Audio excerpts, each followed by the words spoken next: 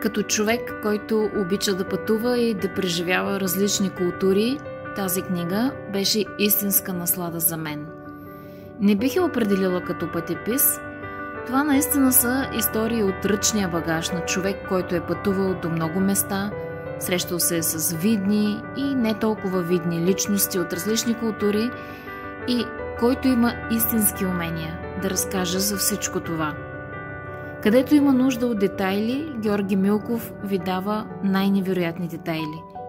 Където има нужда от история и география, ще я получите лесно смилаема и четивна.